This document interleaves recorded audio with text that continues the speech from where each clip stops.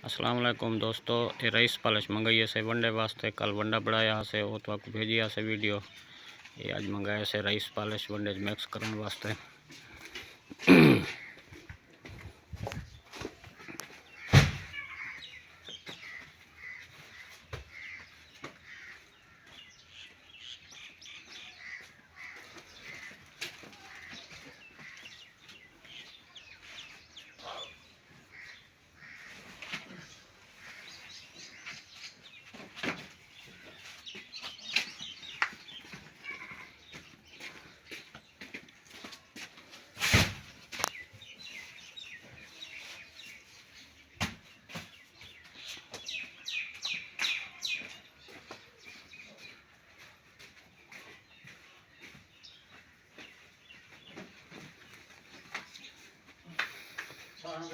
है ना